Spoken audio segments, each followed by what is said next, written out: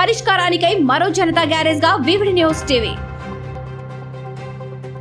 మీది సమస్య మాది పరిష్కార అన్వేషణ. సంప్రదించండి వివిడి న్యూస్ టీవీ 9392388379. పాత రిజిస్ట్రేషన్ ఆఫీస్ కు కొత్త హంగులతో పునః ప్రారంభించి రాష్ట్ర న్యాయ మరియు మైనారిటీ శాఖ మంత్రి ఎన్ఎండి ఫారూక్.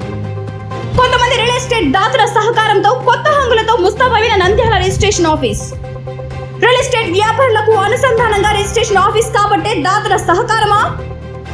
పేద ప్రజలకు మరియు ప్రజా సంక్షేమానికి కూడా ఈ దాతల సహకారం మున్ముందు అందేనా? ఎట్టకేలకు రియల్ ఎస్టేట్ దాతల సహకారంతో కొత్త హంగులతో పునఃప్రారంభమైన నంద్యాల రిజిస్ట్రేషన్ ఆఫీస్. ప్రజలకు సౌకర్యం లేని ప్రభుత్వ ఆఫీసుల్లో కూడా ఈ దాతల సహకారం అందేనా?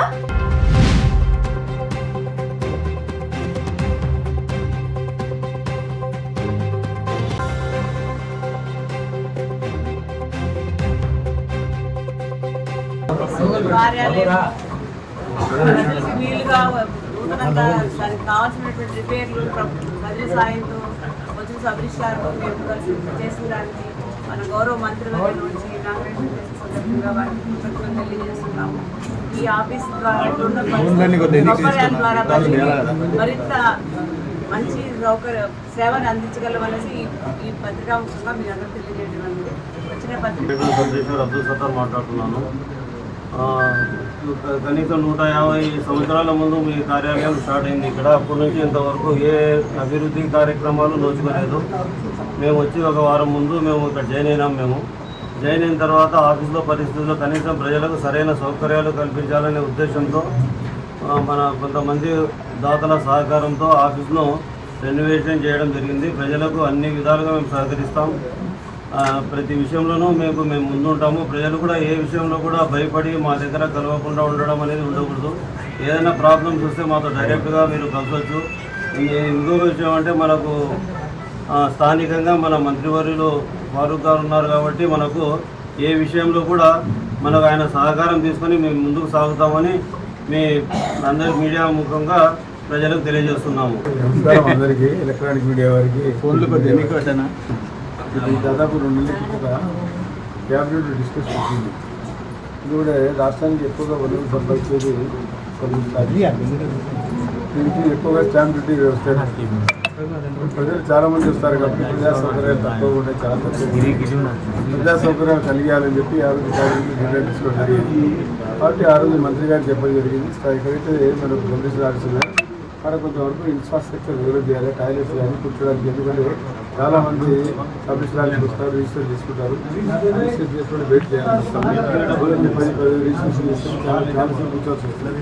ఎక్కువగా మహిళలు కూడా వస్తారు కాబట్టి వారికి కనీసం టాయిలెట్స్ కానీ అదేవిధంగా వాష్రూమ్స్ కానీ ఉండాలని చెప్పి, వచ్చిన వారు కూర్చోవడానికి సౌకర్యం ఉండాలని చెప్పి, అదే స్థలంలో మన సక్రమంగా ఇన్ఫ్రాస్ట్రక్చర్ లేదు కాబట్టి వచ్చిన వారికి ఎవరైతే ఉన్నారో ఎవరైతే అద్దె పొందేటోళ్ళు అమ్మే వాళ్ళు వారికి సౌకర్యాన్ని కూర్చోడానికి సౌకర్యం కావాలి కాబట్టి వారికి ఏర్పాటు చేయండి. అదేవిధంగా వారికి వాష్రూమ్స్ కూడా ఏర్పాటు చేయండి. అదే దాదాపుగా 100 సంవత్సరాల నుంచి కూడా అక్కడ ఈ రకంగా 60 రకమైన ఉన్నాయి కుటుంబాలు. అద్భుతంగా చేసి దీన్ని ప్రజలకు అందుబాటులో ఉండేటట్టు ఏర్పాటు చేయడం చెప్పడం కారణమని ఈరోజు నంద్యాలలో మరి district cooperative officer district sub గారు కానీ అదేవిధంగా మన ప్రసాద్ ఆయన కానీ ఈరోజు కొంతమంది దాతలు వస్తారు. ఎందుకంటే ప్రభుత్వం ఇక్కడ చాలామంది పెద్దలు వస్తారు, రిజిస్ట్రేషన్ చేస్తూ ఉంటారు. కొంతమంది ముందుకు వచ్చి ఆపరేటర్ వాళ్ళు ఈ కొంచెం రోజువారీ కార్యక్రమం నిర్వహించి చేయలేము. ఇది అసలు బిల్డింగ్ పాతది, మీకు బాగా తెలుస్తుంది. దాదాపు 60 సంవత్సరాలు చూస్తూ ఉన్నాయి. అక్కడ వర్షం వచ్చిన కారిపోతూ ఉంటుంది. ఇప్పుడు కూడా ప్రభుత్వాలు దీని ముందు కొత్తగా బిల్డింగ్ కట్టడానికి కూడా అవకాశం చూస్తూ ఉన్నాం. ఇక గతంలో ఎక్కువ రెవెన్యూలు ఉన్నాయి. రెవెన్యూ తహసీల్దార్ ఉన్నప్పుడు నాకు చిన్న ఆఫీస్ ఉండేది. ఆ తహసీల్దార్ అప్పుడు రెవెన్యూ అనేది ఆ రోజుల్లో వాళ్ళ కంట్రోల్ ఉండేది. దాని నుంచి డిపార్ట్మెంట్ వచ్చి రాష్ట్రానికి ప్రజల అవసరం తర్వాత డిపార్ట్మెంట్ వెళ్ళి రెవెన్యూ నుంచి తీసుకొచ్చి దీన్ని తీసుకొచ్చినప్పటికీ సబ్ ఏర్పడించారు.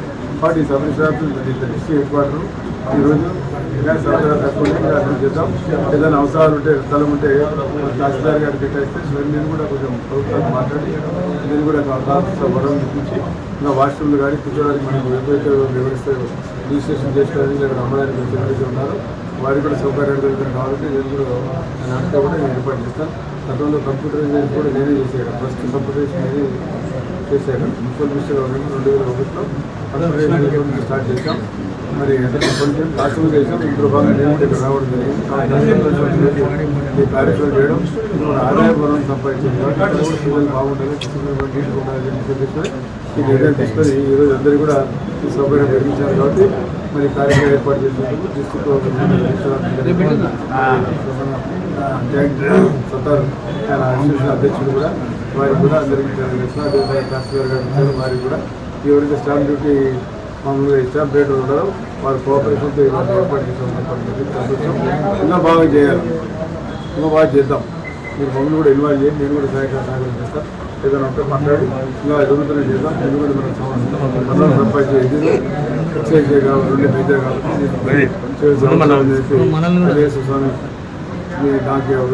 నాకు ఇచ్చారు. నేను చాలాసేపు పాలన చూశారు.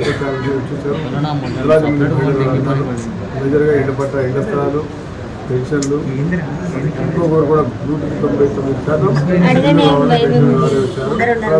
బియ్యం కావాలని ఇచ్చారు.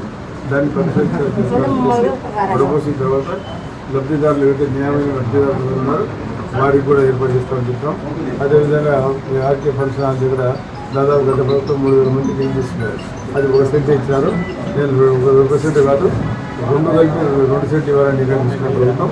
అది 3 కలిపి 15,000 మందికి ఇచ్చి ఇంట్లో వారికి తెచ్చుకోవాల్సి వస్తుంది. కానీ ఎక్కడ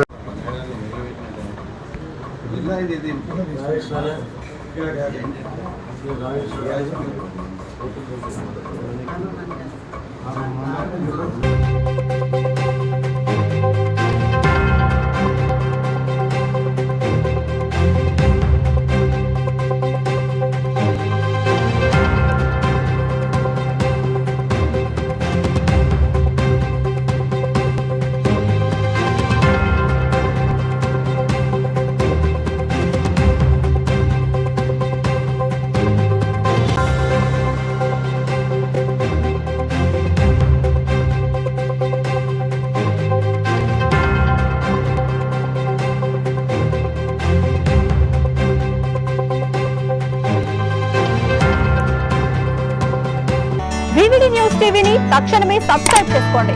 నోటిఫికేషన్ కోసం బెల్ ఐకాన్ క్లిక్ చేయండి. మరిన్ని అప్డేట్స్ కోసం ప్రతి ఒక్క కుటుంబానికి ఉచిత ప్రకటనలు వచ్చే విధంగా మీకోసం మీ ముందుకు వివిడి న్యూస్ టీవీని AP5 నందు 99వ ఛానల్ మరియు యూట్యూబ్ నందు వీక్షించెదరు.